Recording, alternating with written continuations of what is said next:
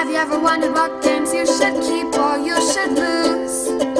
Find out here at Purge Reviews. Yak is a game about these yaks that are kind of moving around in circles. Sometimes they'll rotate the other way, and you gotta kind of buy and sell in this little market, I suppose, in order to get the most victory points. Beautiful game. One of the most overproduced, most beautiful games that you'll ever see. I mean, this thing's on the table, you're like, holy smoke, what is that? That looks interesting, fun. Looks like a great family game. Unfortunately, the game itself is mediocre, a little less than mediocre. You're kind of moving around, you're doing the best you can. People will kind of screw with you by moving things in different directions. You can't really plan for it too well. It's not a whole lot of frontal planning because people can just move the way they're moving, or the things will keep moving. Things will change as people are buying and selling. Too many moving parts for there to be any planning. So then it becomes a tactile experience of what's in front of me. That means randomly your opponent could get something randomly in front of them that's fantastic, and you have nothing that you can do in front of you, and that kind of sucks. I guess that kind of luck, the longer the game goes on, the less that luck would hold. It just doesn't feel like a very satisfying experience, and underwhelming at best. Yak is one I have a hard time recommending unless you just like beautiful games, and it's definitely one of those. For me, it's a Purge. Not enough game in the box, not enough planning in the box. It tries to be something that perhaps it's not. Miss for us. Here is Yak, which gives you a beautiful cover and tells you exactly what you're doing in the game. What a wonderful box art. You're going to have a rule book, which we'll take a look at in a few minutes. And you're going to have some blocks that you'll be utilizing as you play the game. These will come in different colors, and you'll have your little items that you'll be purchasing. Now, one of the big problems with the game is going to be the colors are so similar. It's really kind of a mess with why they use dark gray and light gray and dark blue and light blue. When I do this, you're like, well, duh, they look exactly different. It's kind of harder when you're playing the game as you go through it. You are going to get a little bit of an insert here, which will be nice. You're going to get a bag, which will put even more of these blocks into, of the different colors. Now, these right here are going to steal the show. They actually have working wheels. They have little oxen, or yaks, I guess, that push them. And they tell you what you cannot trade at that location. These are stunning to look at. Now, the cards themselves are pretty good. They feel pretty good in the hand. Nothing to write home about. Not a lot of artwork per se, but all the icons that you're going to need in the game. Now, mine came with a scoring sheet that you're going to have here, which will really help out at the end of the game. All the other pieces, you're going to have a 3D mountain that you'll have to build every time. I mean, everything in this game, from recessed in, where you'll be able to put your stones, etc. in. I mean, they really put a lot of care into the components of this game. This is one of the most beautiful games that you'll ever play or see, and one I can recommend on the components alone. Fantastic. Excellent job. Now, here's the board. It is going to be like a little track that the yaks will be moving along here as they're walking around their path, and they'll be going around here. You have a place up here to put your objective cards. You'll be putting those on this location. A little bit of places to set things, but this board really isn't needed as much, but it does bring home kind of the location, and it does look very good on the table. Nice board. Here's the instruction manual of the rule book. You can see it has a picture of all of the components on the front, which is nice.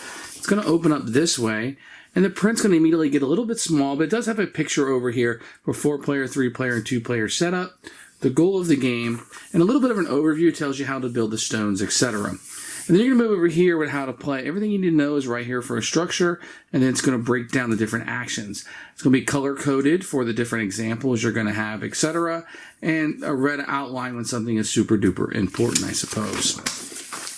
Then you're going to flip it over. It's going to give you some more rules about what happens with the fog, and then the third phase with sunset. Here is game end with an example here of maybe how some scoring might go down, and then you have final scoring on the back with plenty of examples of a scoring, and then some variants if you want to use the extra additional content. I found the rulebook to be very, very good. It was an easy read. The game isn't very hard to play, and the rulebook never gets in your way. Excellent job. Each player is going to get their own player board in one of 3 cards. So each of the cards will do something different. Everybody will have the same cards. In addition, you're going to have this where you can play your things or your stones out, if you will. And you have like your scoring sheet here and kind of tells you everything that's going on. So we can set this aside for now. the first thing you do each turn is you're going to choose one of your 3 cards to play. Each of the cards are going to do something a little different, and you'll have the yaks up on the board ready to go. Each yak that is in front of you, so if this one is in front of where I'm sitting, this is the yak that I'm interacting with for this turn. So what everybody's going to do is they're going to choose one of their cards, they'll play this card down, and we'll reveal them at the same time. So as the game progresses, the location will have food on it down here, maximum is 9, and it will have stones in it.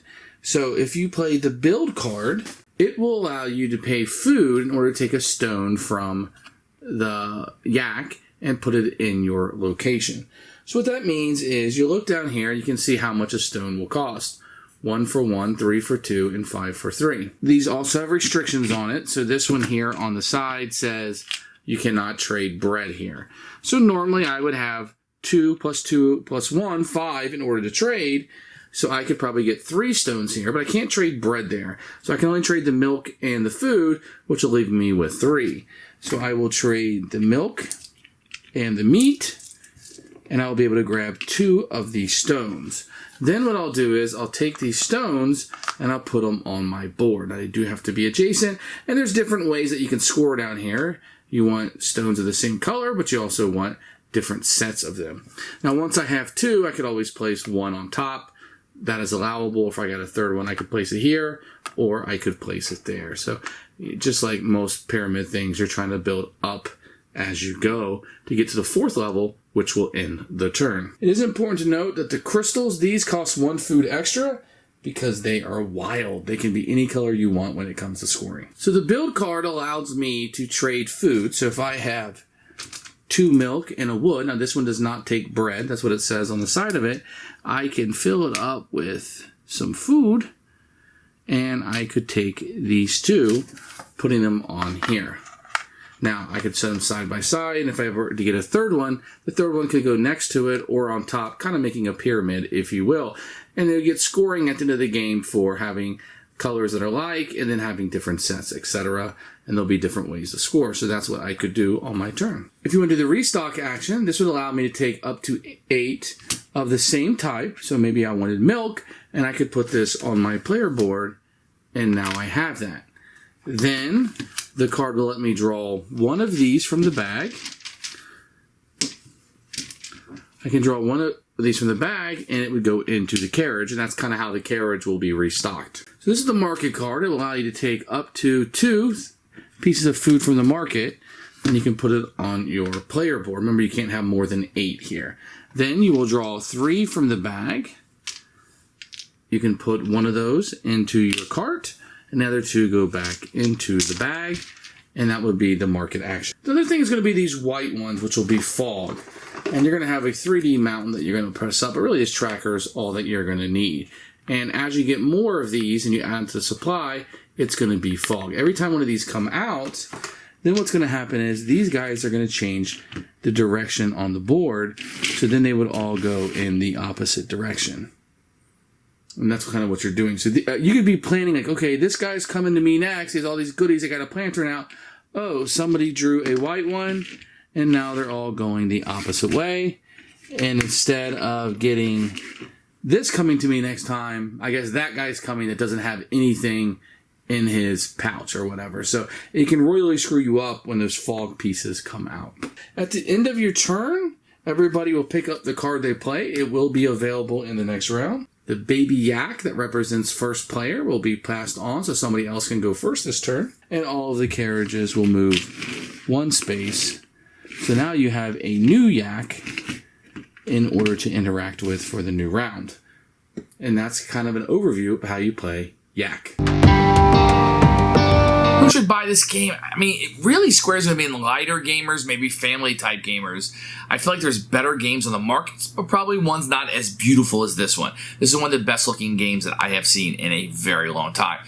It kind of looks, it plays like a Euro game, but it looks like an Ameritrash game. Like, it's fantastic looking, and unfortunately, that's going to be the strength of the game. Not something I'm going to overlay. It's lukewarm. Try it if you want to. I think you can skip this one and be just fine. Purge for us.